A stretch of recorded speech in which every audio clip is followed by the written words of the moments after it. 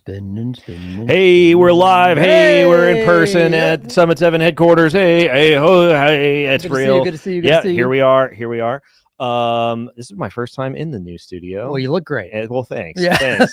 Okay, it's CUI Hotline time, everybody. We do this every Friday where we take your questions that come in through our DMs, what we hear on phone calls, what we're hearing from clients, what we see during assessments, things that are submitted on CUIHotline.org, messages that people leave on the phone number that's available on CUIHotline.org, and everything in between. We do the podcast every Thursday. Daniel's got a podcast now. There's something new coming out on the channel. It feels like almost every day. So make sure you like and subscribe.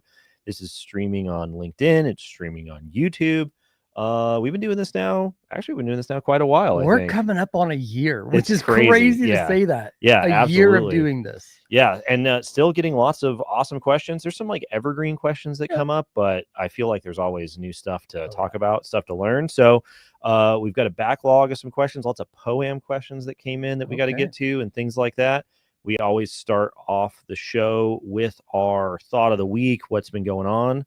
So Daniel, third-party cloud tools and compliance with those tools. What are you thinking here? Yeah, so I had quite a few enterprises this week that I talked to, and one of the biggest hurdles that they were facing was they wanted to integrate their enterprise tool sets into this Enclave environment to build. The problem is the FedRAMP conversation, can we configure it to be compliant? Can we use the same baseline, security baseline or not? Does it have to be different? And the biggest one, because these enterprises have global shared services, is who can actually support it. Now, you probably know CMMC doesn't specifically call out a specific type of person has to support. As long as you deem them an authorized user, you're okay. But if you have ITAR, EAR information, there's personship requirements associated with that data as well, right? Specifically, if it's ITAR, EAR, that's being worked on behalf of a federal contract. That's where that CUI classification would come into play and wrap it up. So anyway, so it's really interesting. It's like we got to look at FedRAMP for cloud. We got to look at security baselines. Can we still do the same things that we need to meet compliance? And last but not least is who can actually support this. And so we're seeing this more and more in the conversations we're having with people, simply because they might have thought about FedRAMP, they might have thought about controls, but they haven't thought about who can actually support it. And so when you bring all those things together, it really shakes up the organization, because now they're looking for an outsourced provider that can meet all of those requirements, because they can't meet all of them internally, or it takes too long to turn the ship, right?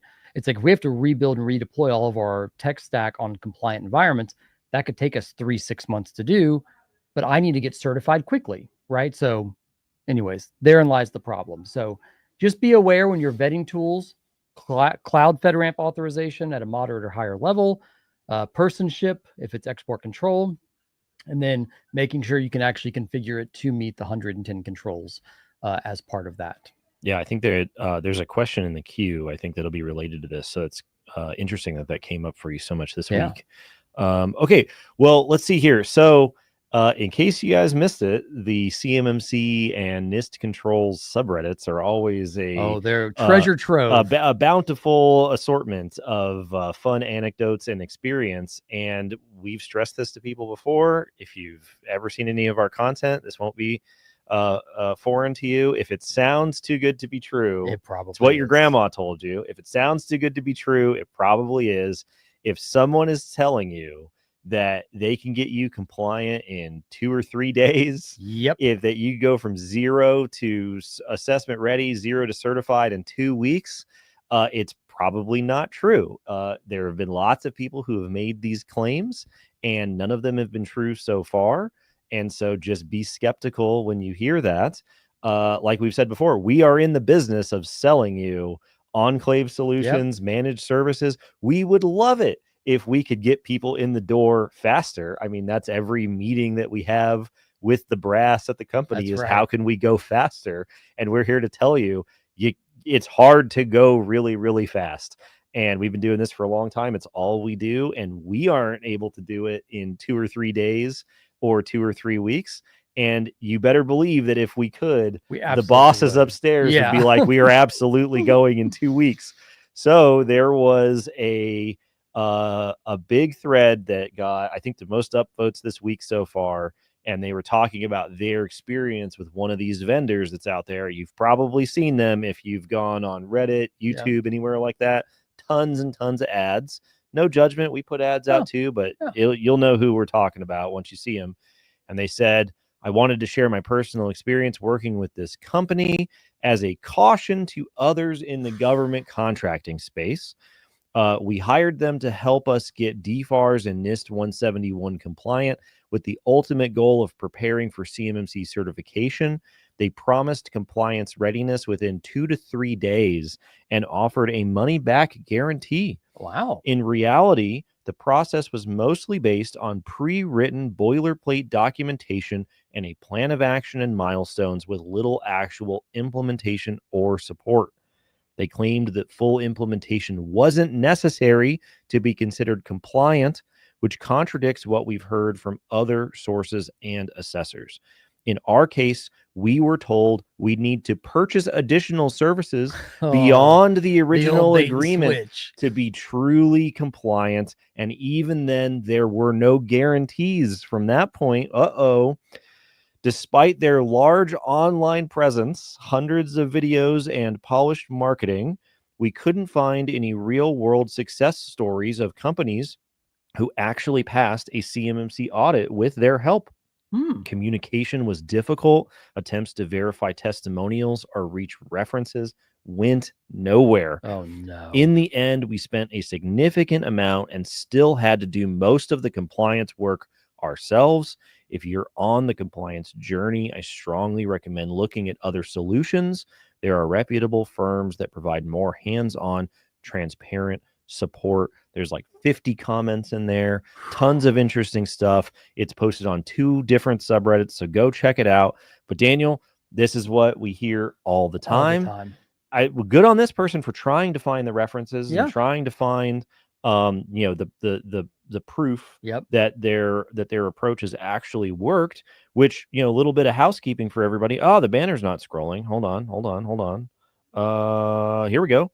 If you check out the new and improved banner, we're at 30 certified clients, 33 certified clients. So if you would like to know if our solution works, you can we got 33 different people you can ask. That's right. I think there was like 3 or 4 different assessments going on this week. 6, I think. It's 5 or 6. Yeah. Big numbers. It's crazy. So we're going to have a big celebration when we get to 50 certified clients. But yeah, we put out the testimonials on our YouTube channel, so you can figure out who the people are, who the companies are that have been working with us. We get a lot of flack out in the ecosystem for being expensive and taking too long and things like that. And if you go ask these people, I'm sure you could DM them or leave comments in the Reddit threads. You get people who say we can get you in 2 to 3 days. It's a guarantee. It's actually not guaranteed. And you're actually doing a lot of the work and you're doing all this stuff. And the references maybe aren't real.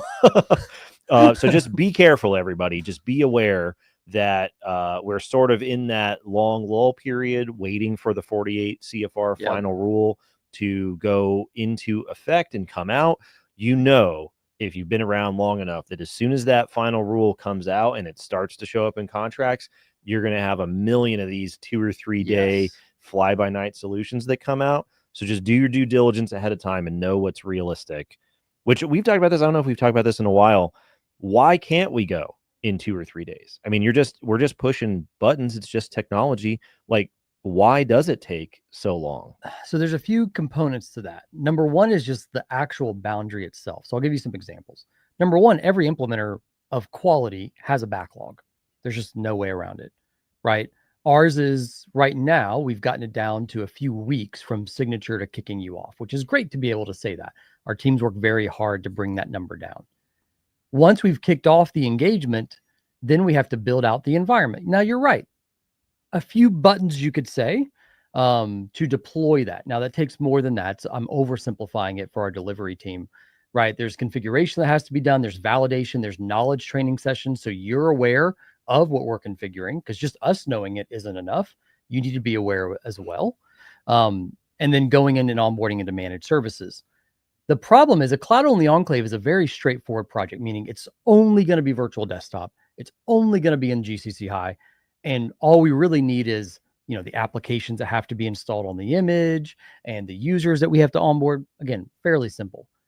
The complexity comes down to what I would call actual data flow, because a lot of companies can't just operate in the cloud. They've got to connect to on-prem. They've got to have physical machines that can transfer data on USB to their manufacturing environment, or fill in the blank, right? There's so many different things there. I've got to connect and federate with other suppliers' tenants to collaborate. And when you start bringing in those levels of complexity, and then you stack on having to create all of the compliance documentation, which, by the way, everyone will find this interesting. That part, we're talking, 2-3 months to build all of it together. The hardest thing has been finding a senior official that wants to sign their name to that documentation. So even if you have it all, finding someone who wants to raise their hand after all the false claims accusations that are floating around there, right? Nobody wants to sign up and to be the representative from the company, because they know they're legally bound to about attesting to the score that could be incorrect or correct, right? They don't know. They're not technical. They're taking the assumption of the team they're working with. It's your name on the bottom of the memo. It is. There's been a lot of memos in the news recently, if anybody's been paying attention, and a lot of the criticism of these things that the memos say is nobody signed this. Yep. Like literally in the news about politics right now. And it's like, people think it's kind of silly even in this space, but yeah, if you got a policy and nobody signed it, like, does it do anything? Who's responsible for this? Finding a domain name that people want to use, first big hurdle, right? What are we going to call this enclave if it is an enclave? And number two is, who's going to sign the document? Like, I think things would go a lot faster if we could get those two answers really, really quickly. Yeah, I heard you on a call this week refer to identifying we were talking to a pretty large organization, and you were saying that finding a senior official to roger up for this stuff was a time hack. Yes. Is how you described it. Can you maybe talk about why you described it that way? Yeah, because we get through the end, we've talked to HR, we've talked to legal, we've talked to IT, we've talked to operations, we've built this documentation set, and then just sits there. And we're like, okay, great. Every department has approved it. Now we just need like a person to attest. We need a senior official. And the reason it's a time hack is they could sit there for weeks and months without somebody signing off on it. And that's the problem. You want to talk about a huge delay.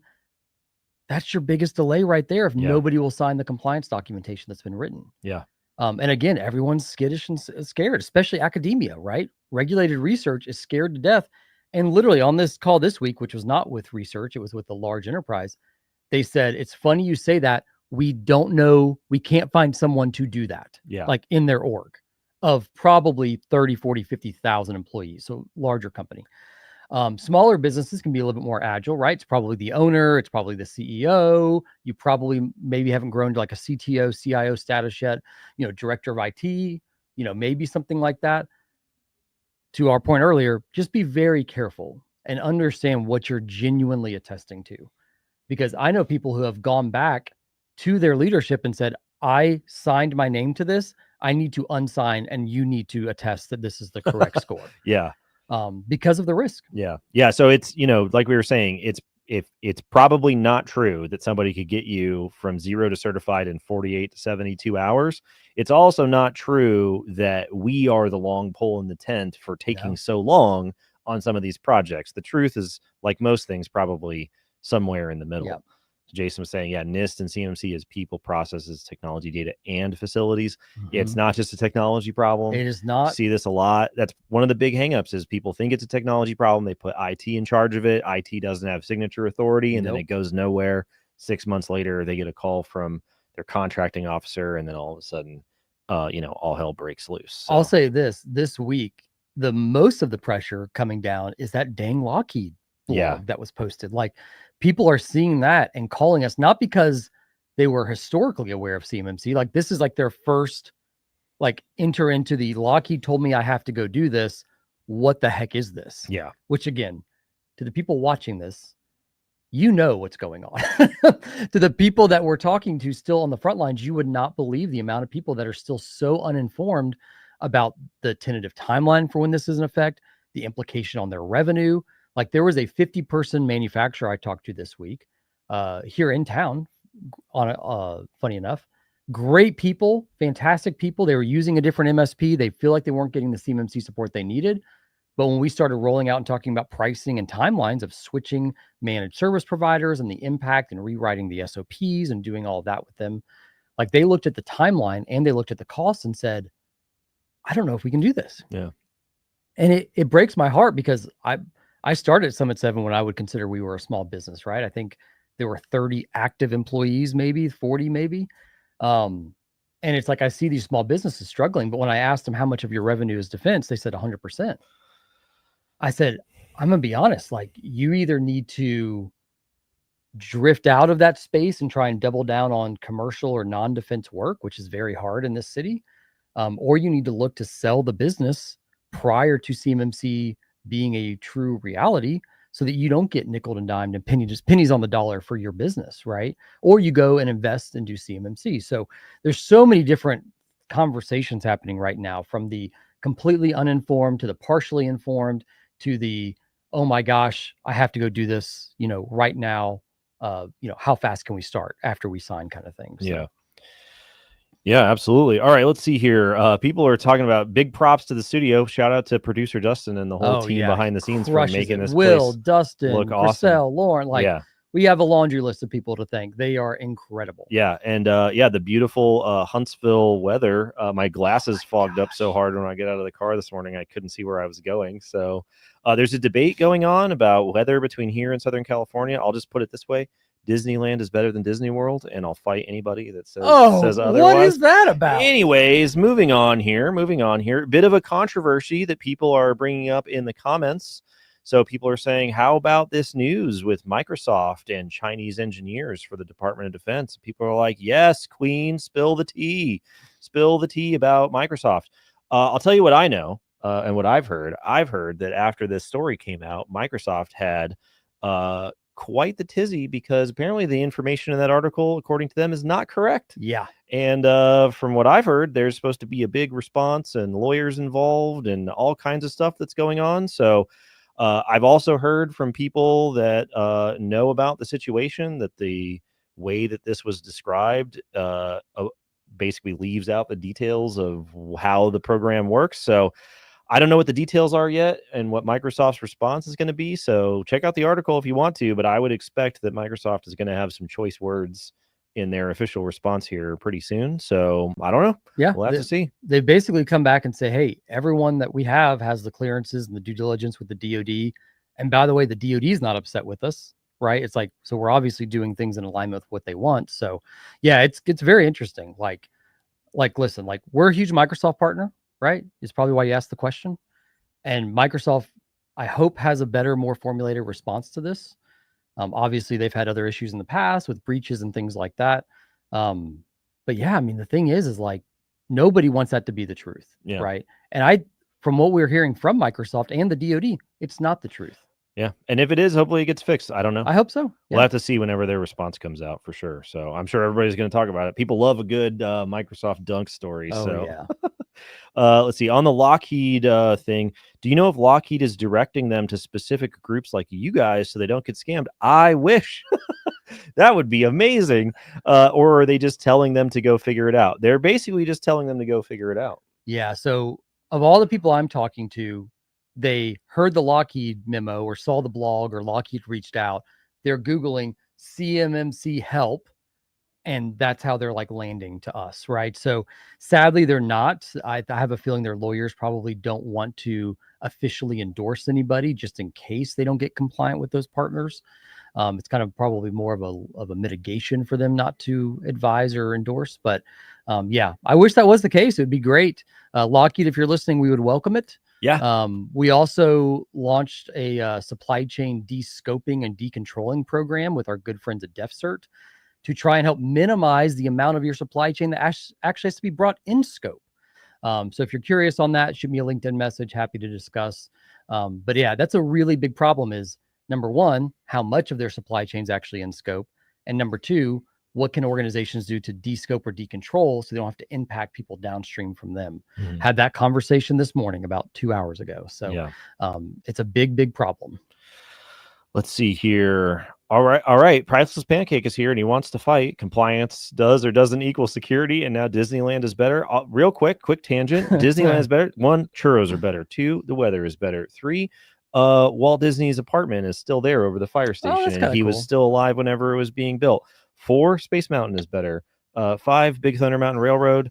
6, got some more? you can see the whole park in one day. Checkmate. All right, moving on. They were talking about the video on 7009. Oh yeah, this was really fun. Honestly, summertime gets a little slow. We're going through slowly but surely the podcast episodes on all of the DFARS clauses in the DFARS cyber suite of clauses and provisions. So we've done 7008, 7012, 7019, and 7020. One of the ones that gets left out is DFARS 7009.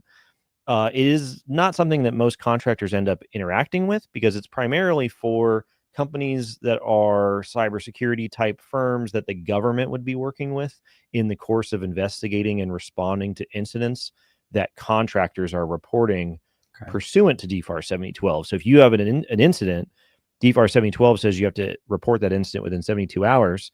Okay, well, then what happens with all that incident information? Is the government doing the incident investigation, or are they working with other contractors? So in talking to Ryan about this, because Ryan Bonner, they actually end up roping in the local FBI field office. Yeah, there's a bunch. Pretty interesting. Yeah, there's a bunch of places that data can go. And so when they did their rulemaking in 2016, revamping 7012 and creating 7008, that was all part of it. But another part of it was, okay, we're really, the whole point of that rulemaking in 2016 was to beef up the incident reporting.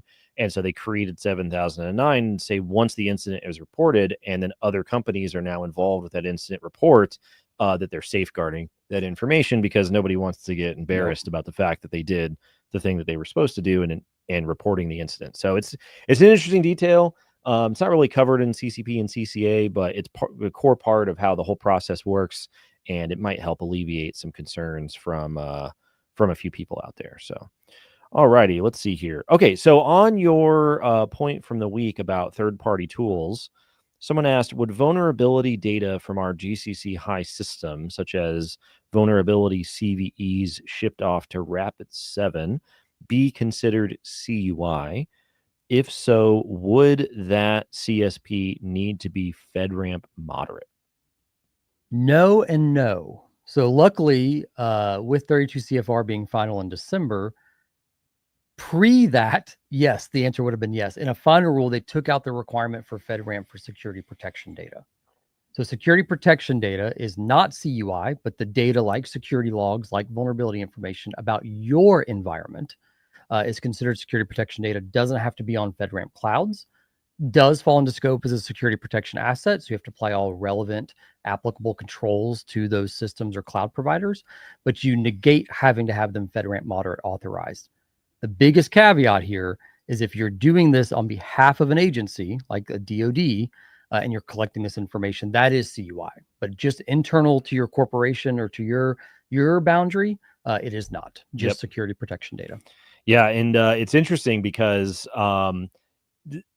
I think the DoD got cold feet with whether security protection data should be CUI, because the way that the CUI program works is CUI is just the umbrella term that we use to describe all data types that have a law, regulation, or government-wide policy that says protect this type of unclassified data for whatever reason. And if you go to the NARA CUI registry, there's a couple hundred versions of these things where there's privacy data, there's immigration data, there's controlled technical data for the DoD, there's tax data, there's a bunch of different kinds of data that over the years, there have been laws, there have been regulations that say this is unclassified, but we want it protected. This authority says you must protect it. And so the CUI program just put it all under one umbrella and said this is all known as CUI. So the only thing that you need for a type of data to be considered a CUI category is if you have an authority, a law or a regulation. 32 CFR would have been the authority. 32 CFR is an authority because it's a regulation. And so if 32 CFR comes out and says SPD needs to be protected, ta-da, all of a sudden SPD is CUI. And that's what the proposed rule was basically saying. Yep. And the final rule came out and they said SPD is not CUI, protected as though it were CUI, which to me, we could go way down this rabbit hole and be like, well, that kind of sounds like it needs to be protected. Yep. So if we were back in, 2011 and NARA were still doing their thing, I think they would say that SPD could arguably be its own category. But for all intents and purposes, in this wacky timeline that we're in, SPD is not CUI, but maybe in the future when they revise I have things, a feeling it might sneak back up somewhere. It's real borderline, man, because it says you got to protect it. It's unclassified and it's in an authority. That to me, that's everything you Checking need. some boxes. But the DoD insists that it's not, and NARA has been kind of checked out for a while. So for now, the answer is SPD is not CUI. So, okay. We would like to get started on CMMC as soon as possible. Good for you. How soon can we get started? Great question. So somebody signs with us today and they're going into a managed relationship with us. We have a procurement period somewhere between 2 to 4 weeks, typically, depending on what all you need based on your boundary and implementation. And then from there, going into a managed relationship, we're looking at about 3 to 4 weeks from post-procurement into or kicking off your engagement. So let's assume somewhere right around 2 months from signature to we're starting this thing. And when we kick it off, we're kicking off all various sorts of work streams, right? We're prepping for a migration or building out an enclave or baselining your GCC High. We're starting MSP onboarding. We're starting compliance work. We're going to kind of run multiple parallel work streams all the way to the very end until everyone's onboarded, ready to go. And then our team on the compliance side, run by our good friend Caleb, would then get with his team and get everything updated, new SPRS score, updated POAM, and we figure out where you are, what's left. And then either if there's nothing left, we prep you to go through an assessment, or if there is some stuff left on your POAM, then we kind of work with you and advise you on ways to remediate that, right? So if it's things that we can't control, like your physical protections, right? We'll give you advice and recommendations around those things until we have a fully clean POAM. And then, ladies and gentlemen, it's time for that lovely CMMC certification. We don't have an armed guard division at Summit 7 yet. We don't. one day we'll have a badge and a gun and everything, and the cars with the special lights on top. I'll say this: you've jokingly said, let's start a shredding company. Yes, a CUI shredding company. We have to do this. I mean, we could be one step there. We have to do this for sure. So, all right, Daniel has a question for Daniel here. Oh, look at that! Got a can of worms. I love how you put that on me. I mean, you just read. You're like, okay, this is. For me. Well, it says it at the end here. He's looking at you. Recently got through CCA training. I asked if manufactured goods based on CUI are themselves CUI. The answer was no. What are your thoughts? Looking at you, Daniel. That's where you got it. Okay. So, Daniel, I had this conversation this morning, and you made this joke before from the town hall. Controlled unclassified information, the I being the information. And if you look at CTI as a good example, it all points to actual information. And assuming looking at the part, you can't fully derive information from it in the sense of you can't, there's not papers attached to it with the design and build and things like that, then you're right. It's not actually CUI, the physical part. However, a lot of times in the manufacturing space, ITAR does have requirements around physical parts when it comes to that stuff. So even though you might drift out of CUI because the information is no longer derivable from the final product, you will then a lot of times tip into export control territory where the physical hardware does become ITAR or EAR, and it has to be treated with those overlays, like things like US persons and things of that nature. So long story short, CUI is information, and unless you can derive the information from the final product directly, then it is not, but it will likely jump into export control territory, again, depending on your industry. Yeah, absolutely. So similar to that and related to that, we got a couple of these in here. Is G code on USBs classified as CUI? We can't encrypt USBs because of the CNC machines they need to connect to share these CUI part information. Nice banana sticker. Thank you very much. Shout out to the creative team behind the scenes for coming up with all that cool stuff. Daniel also had a similar question. Would G code that was generated to manufacture items based on CUI itself be considered CUI? I guess while we get to your answer here, Daniel. What I would direct everybody to on LinkedIn specifically, go find Ryan Bonner, Bonner, friend of the show, friend of CS2, the great and powerful, the gray man of CMMC, as I like to say. He, over the last couple of weeks, has been doing multiple posts and threads on this exact topic. He runs a consulting firm where their entire business model is based around adjudicating these types of specific questions. He has the best command over this area of questions and answers. So definitely go down the rabbit hole with that guy. He's very easy to get a hold of. He's always on the subreddit. He's always on LinkedIn. And check those out. We've done a couple videos with him on the past on the YouTube channel, but if obviously we won't be able to cover all the bases here, definitely go check out his posts because they're very, very good. And this question comes up all the time in his world. The problem is there isn't a clear answer on G code. And that's the hard part about this, right? It's up to kind of interpretation. So if you look at the CTI definition, and this is not the actual supporting authorities and things like that, so definitely read those. But if you look at the summarized language in here, technical information with military or space application means blueprints, drawings, plans, instructions, computer software, and documentation that can be used or be adapted for use to design, engineer, produce, manufacture, operate, repair, overhaul, or reproduce any military or space equipment or technology concerning such equipment. Used to manufacture. So the big debate has been, is G code falling into that? Is it prescriptive enough, which a lot of times it is, sometimes it isn't, to be able to pull out and say, yes, this G code is considered controlled technical information. If I were just to read this and just try and interpret it on my own, I would say reading this makes it feel like G code is. However, things like the USB drives to transport into your OT environment, some people have worked on the justification of those as specialized assets, where they have a very strong, documented, and enforceable physical protection policy around those USBs, because things like encrypting those USBs do not work on those systems. There's no drivers on the other side. Even if it's a self-encrypting USB drive, I was on a call this morning with a prospect of ours, and we talked about this exact thing. They're like, we can't plug in the self-encrypting USB drives, the Kingston drives, into our computers on our OT floor. They don't work. So there are some general workarounds on how you can physically protect that by transferring it over USB. But if I were to read this as is, my gut says G code would be in scope. But the DoD, I'm pretty sure Ryan himself has even asked this, has asked multiple times, is it not?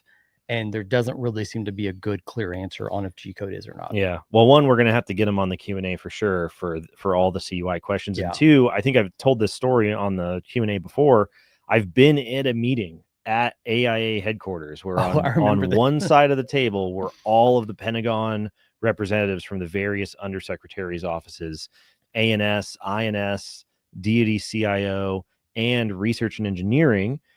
OSD, R&E are the people who decide what data is critical, what data is not, what critical programs are not. The people who are ultimately going to decide who lives and dies, and by that I mean who needs level 3 and who doesn't, are the people who sit in research and engineering. And this question came up where the people on the other side of the table were everybody from the primes. It was Lockheed, Boeing, Northrop, Raytheon, all, and they were just down this comically long table in this conference room. And the question came up, at what point does data lose its CUI-ness, G code, this and that? And the people at OSD R&E don't know. They were like, we don't know. And that was a couple years ago, and they said, we're going to look into it. I don't think they ever looked into it. They don't know. And so it's tough. It's tough. It's a gray area. This is why Ryan's consulting company is so successful, is because there's gray areas to check out. So Daniel said, okay, Mr. Caveat, what would be a scenario where I could derive CUI purely by examining the manufactured goods? The first thing I'll say is, I don't know, because I'm not an AI that was developed by the Chinese Ministry of State Security. I would ask them.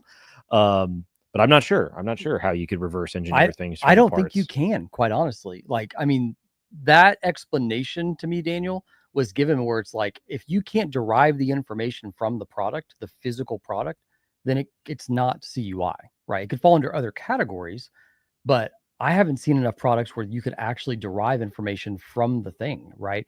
I'm looking at this phone, and by looking at this product, I can't derive I can maybe derive measurements, but that's maybe about it, right? Even that will require some work. So the short answer is I don't know.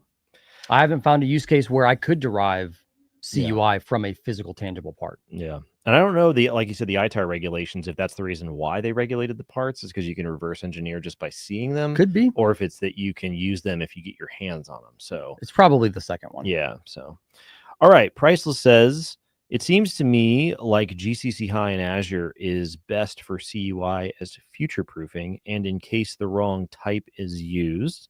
I understand it saves money to use GCC, but I feel like it's a decent risk. What are your thoughts on GCC versus GCC High here? So we have about 1,200 clients, a little over. I would say maybe 10 of those are in GCC. And the reason being is that the impact level 4, so GCC is impact level 2, GCC High is impact level 4. The U.S. persons requirement around ITAR and EAR, right? So if you're dealing with no foreign mark CUI as well, GCC High is the only tenant that can support that. So most organizations looking to make an investment on their CMMC journey want to get as much net new business as they can. And they don't want to have to tell the BD team, no, you can't go do ITAR or export control work because we can't put it in our environment, right? So that's the reason that the majority, like by 99%, go into GCC High. It'll save you about 30 to 40% a user a year in licensing costs going to GCC. So there definitely is a use case there if you absolutely know you will never have no foreign content. But it's just so rare. Most organizations don't want to have to go through the pain of migrating again and implementing all the controls and doing all of that stuff all over again because they want to pursue a new kind of work, right? So there is really more of a hedging your bet situation. Yeah. All righty. Let's see here. We store CUI files in an enclave where we work in the engineering tools to draw everything up. How do we securely get that data from the enclave to the machine in a way that is CMMC compliant? This is the gotcha whenever you hear people say, we can spin up an enclave for you in 48 hours and you can be good to go, because a lot of the companies in the DIB can't operate solely in those cloud enclave environments. The data will necessarily have to flow out of those enclaves for some reason, a lot of the times in manufacturing. And then you've broken this magic easy button solution. And then you're right back to square one. That's where the checkbox mentality of CMMC, right? I can spin up an environment, get the checkbox, but I can't actually deliver the contract from the certified boundary. So then you're introducing things like significant changes and have to get recertified to execute the contract, a whole mess of things, right? So the short answer to this is you bring some physical laptops in scope to direct join to the Gov Cloud and move data securely from the cloud to that device, and then through that device to either a closed network or things like USB. So that's one kind of element of it. The other piece would be site-to-site VPN connectivity, right? Move it through a separate logical or physical network that's secured down to the room or multiple rooms or facility where you need that, right? So there's several different ways you can kind of carve it up: express routes, VPN tunnels, again, direct join of physical devices, whether those are iPads or Windows, Mac, Android tablets or devices, to be able to get the data to work with on-prem, including things like tying in network printers or USB attached printers to approved devices in secured rooms, so you can print and plot and do quality type stuff with that information. All righty. Okay, here we go, everybody. Operational POAMs, plan of action milestones, WTNF. I love it because those seemingly fit really well together, honestly. Man, all right. So, okay, I'm gonna take a breath. We're gonna give you the CMMC answers before I go off on my soapbox about how POAMs are described in the original NIST, in the Old Testament of NIST 853. The OT. Okay, so if you the first place to start whenever you have questions about this stuff, because CMMC is in effect as policy, is to just Google 32 CFR 170, and that's going to take you to the text of the CMMC regulation that was final with the final rule and that went into effect in December of 2024. So for all intents and purposes, that is the authoritative source of information for CMMC stuff at a high level. You would then need to go into like assessment guides, scoping guides for answers about that kind of stuff. Everything else that was in that final rule is mostly just stuff to help illuminate why it is the way it is. They're usually in their responses to public comments and things like that. So they define terms in this 32 CFR 170 CMMC regulation, operational plan of action, and they define plan of action milestones as two separate things. So off the top, you don't have to have a perfect 100% passing score in order to get a CMMC level 2 certification. You can go through your assessment and be missing some things and be awarded what's known as a conditional CMMC level 2 status. As the regulation explains, you can only be missing some of the requirements that are valued at 1 point each. So they break the weighting and the scoring of the requirements into either 5 points, 3 points, or 1 point. You can't be missing any of the 5 pointers. You can't be missing any of the 3 pointers. And you can only be missing some of the 1 pointers. 88 out of 110. That's correct. As low as you can go for conditional. Yeah. Now it could be any of the 1 pointers, but you can only be missing a certain number of them. You have to end up with a score of 88 out of 110 altogether. It's explained in the 32 CFR regulation. So yeah, you don't need to have everything implemented, but the amount of things and the type of things that you can be missing is very narrow, right? It's very, very small. If you are missing those things and you get a conditional CMMC status, then what ends up happening is you have a POAM, you have a plan of action and milestones, which is basically a list of the things that the deficiencies that you have, and the plan for closing those things out. In order to stay compliant and certified, you have to close out and fully implement those missing items within 180 days and go through what's known as a CMMC closeout assessment that will assess to make sure that those missing items are in place. And then your conditional status becomes CMMC level 2 certification status, right? So here's my question, because I'm assuming people in the chat world are thinking this. Can I be awarded a contract with CMMC requirements under a conditional certification? Yes. Yeah, you can. But you have to have everything closed out. And as they say in the answers to their public comments in the final rule, if you don't close it out after you've been awarded the contract, then prepare to stand by for traditional contractual remedies as necessary. But yeah, you can be awarded a level 2 conditional status is a perfectly valid status. But you can't get it if you're missing any 5 pointers. You can't get it if you're missing any 3 pointers. And you can only get it if you're missing a certain number of the 1 point requirements. And if you have a conditional status, you have to have a follow-up closeout assessment, which depending on the C3PO that you work with, what your agreement is, what the contract is, may or may not have been included in your initial assessment price. So make sure that you check that out beforehand. A lot of companies that we've been dealing with for clients have not resulted in conditional statuses. When we talked to Fernando on the podcast a couple of weeks ago, I don't think he's had any result in conditional status. Obviously, these are early adopters who are pretty over prepared for what's going on. I'm sure we'll see those more in the future. But the 1 points are also the low hanging fruit to some extent, right? There are some complexities in that, but if you can't get the 1 pointers right, you don't really have a chance on the 3 and 5. Yeah, absolutely. Okay. So now let's get to this idea that CMMC has with operational plans of action and POAMs. So according to CMMC world, a plan of action and milestone is the list of deficiencies that come out of your assessment. That is the traditional idea of a POAM, right? So in the traditional NIST 853, NIST 837 risk management framework approach, the triumvirate of holy documents in this process is your system security plan, your security assessment report, and your plan of action and milestones. So you have a plan for what the security requirements are for the system. You implement them. You have somebody come in and verify that they've been implemented. And if you're missing anything, they generate a plan of action for when you're going to fix those missing things.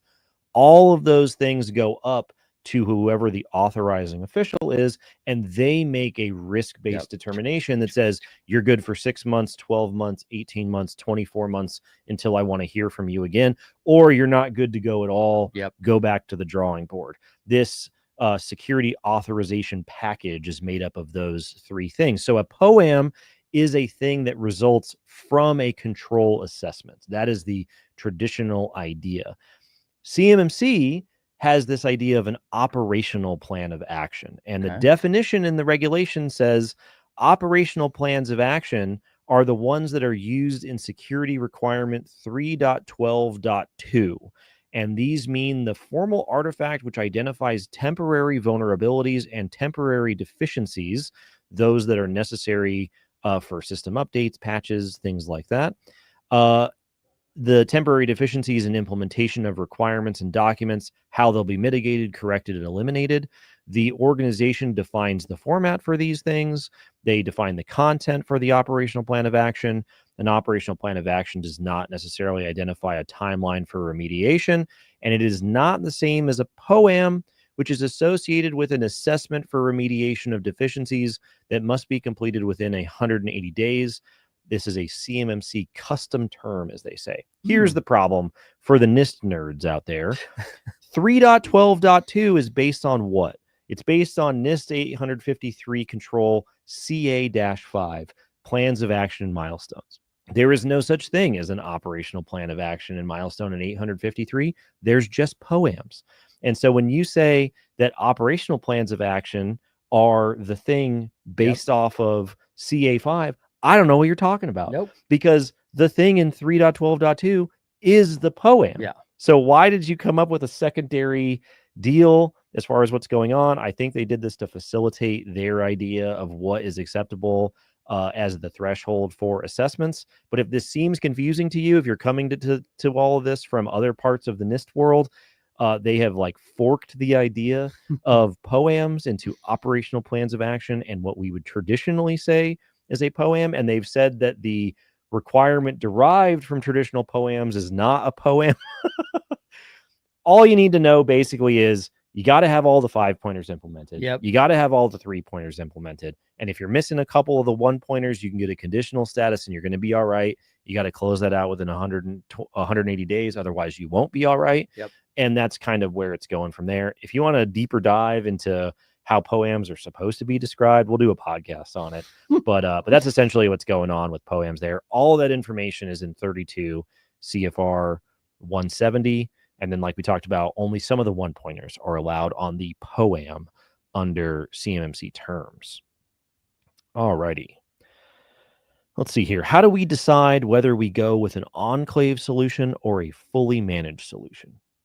Question of the day, question of the year.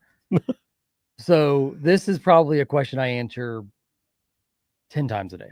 So general rules of thumb. Now, this is not always applicable. This is a blanket statement. If it echoes with you, if it sits with you, then good. If not, we can have further discussions. If 15% or more of your user population has to have access to CUI to do their daily job, chances are an enclave is not going to be a good fit. You're going to have a hit on productivity. You're going to have to manage 2 infrastructures. It's just going to be problematic. If it's less than 15% of your users, you're a good case for an enclave. After you eclipse 15%, we usually see people moving into the all-in direction. Under 15%, you're usually looking at an enclave. Now, is that a virtual desktop enclave? Is that bringing just one of your 30 facilities in scope or a room inside one of those facilities? Is that physical workstations in scope? Enclave can kind of take on a lot of different meanings, just basically saying a separate environment from your corporate infrastructure. And so that 15% number is the number that we've seen time and time and time again be the main differentiator of, can I do an enclave or can I not do an enclave? And again, many reasons: cost, timing, right? Enclaves are faster than all in, managing 2 environments. But ultimately, this whole decision is based around CUI data flow, right? And if you can control it in a controlled environment like an enclave, more power to you. If you can't, you're probably looking at moving with that all-in approach, which is making all of your things compliant that process, store, or transmit CUI. Gotcha. Yeah. And then just to follow up here, Scott, yeah, I want to make sure I didn't misspeak. So there are some one pointers that you can't have on the POAM.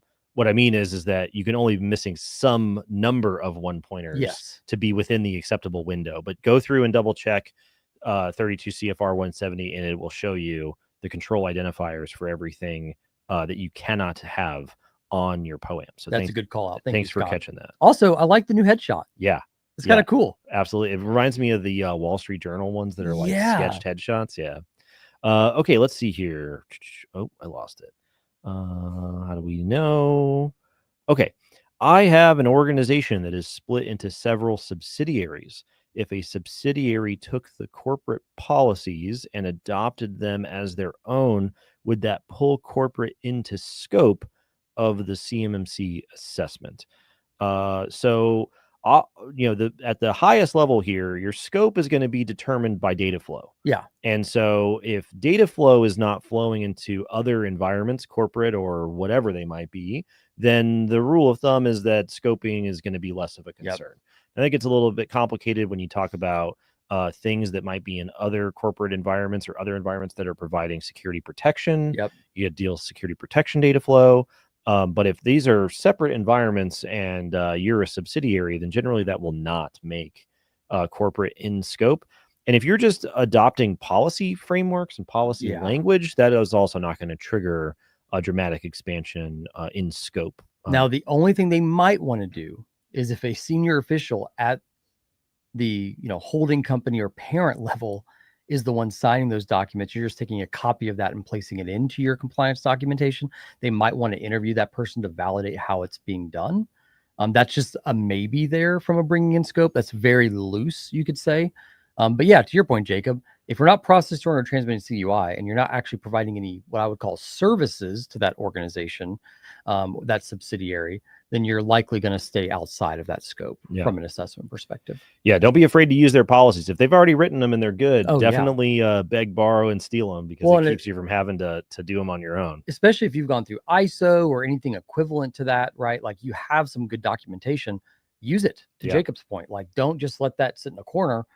Like repurpose it. Bring it into we'll sell you some, but it'd be a lot cheaper for you to just reuse corporates. So. Hey, your favorite thing, CRMAs. Oh my God. Can we call mobile devices contractor risk managed assets? iOS, Android devices, their cell phones, mobile devices. I hate CRMA because it's false hope. I hate there's my favorite quote ever is clarity is kindness. CRMA is the opposite of clarity. It can be around CUI on the same logical or physical network, but it can't do CUI because of this paperwork that you put in place or technical controls you put in place. But as an assessor, if I don't feel like that's sufficient, I can demand, where are my 110 controls on that asset? And if that's happening in the middle of assessment, I don't have the ability to turn around and apply all 110 controls to some of these things, right? So it gives people such false hope for CRMAs. I think I understand the intention, the receptionist computer in front of everything that's sitting on the same network or other things like that. But in all reality, it's just a terrible thing. Like you could technically deem a mobile device a CRMA, but I can't tell you what kind of policies you'd have to put in place to make sure no CUI gets on it. It just could not be joined to that environment, quite honestly. Like it would be just so hard to justify what that looks like. Now, there's a tool that we use. They just got their FedRAMP High authorization. Shout out to Hypori, that actually virtualizes, and they used this word the other day that I'm hoping catches on.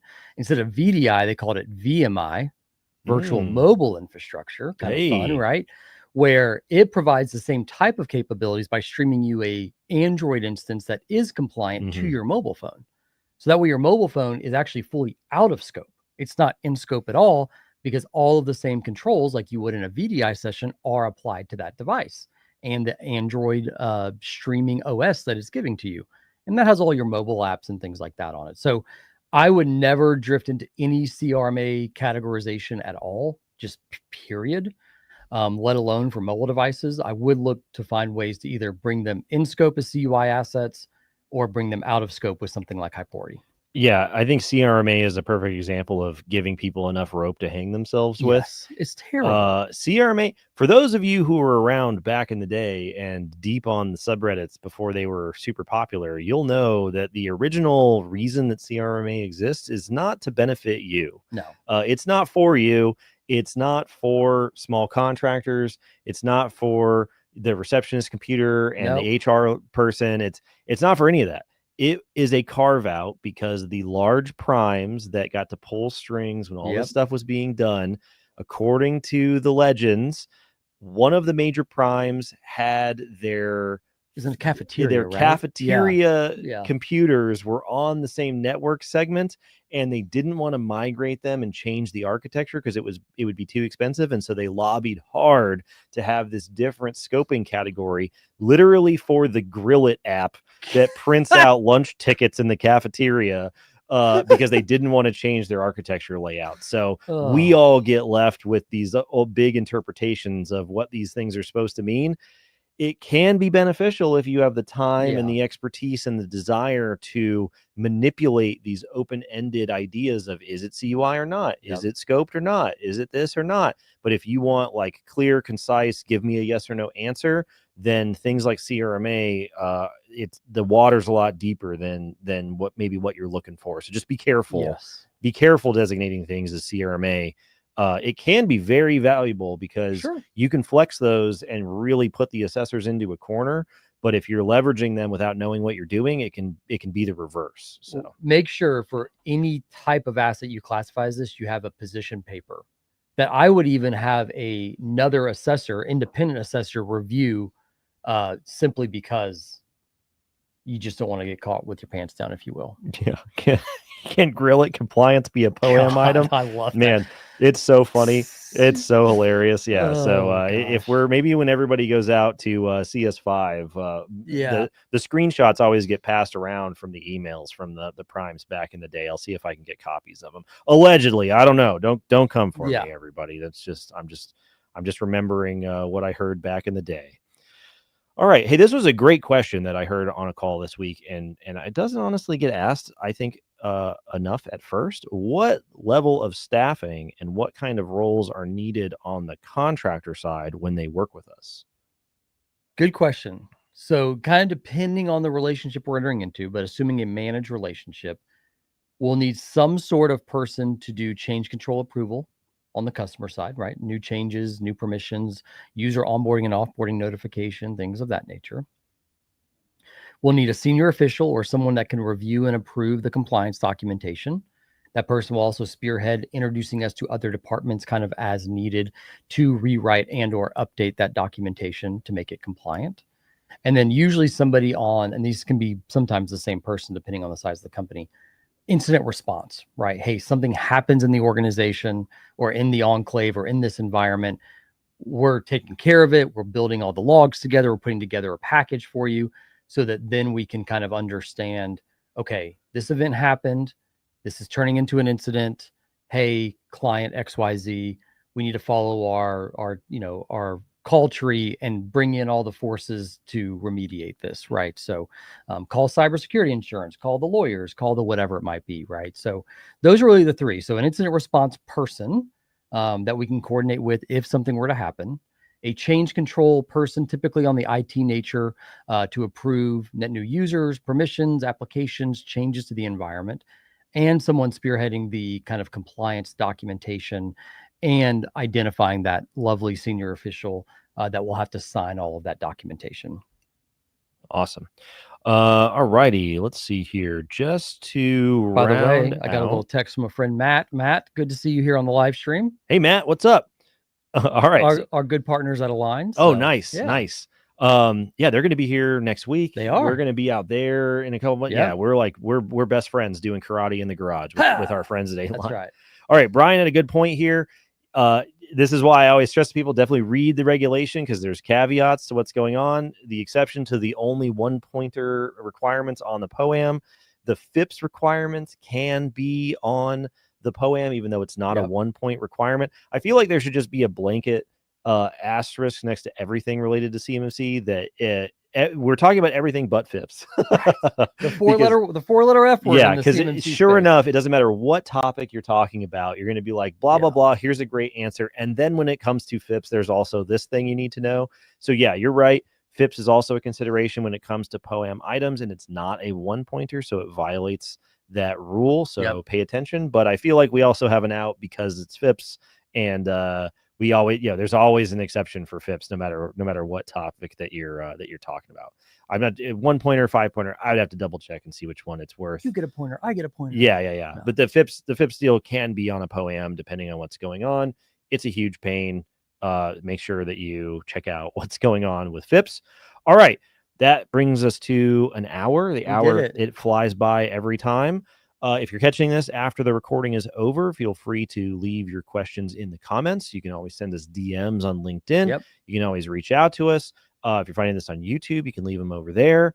You go to CUIHotline.org and you can fill out the form, which is an excellent place if you have a very long question. You can call the number and you can leave a message on there, and then we'll play it whenever we're doing the hotline here live. We do podcasts that are coming out on Thursday, podcasts coming out on Monday. We're doing CS2 replays. We're doing Seek West replays. Oh, Secure the Dib. Coming up August 26th, our big Secure the Dib event where our mad scientists alter egos are going to be putting out new information, what's going on, what we've learned, what we've heard. You don't hear a lot from the DoD in the middle of the slow summer season, and so we always do an event to get everybody back and ready, because when September, October shows up, they start hitting the ground running and they put out something every single day. So be sure to register for that. It's free. It's it's only on one day, so definitely check that out. And we'll see you next week. See you guys.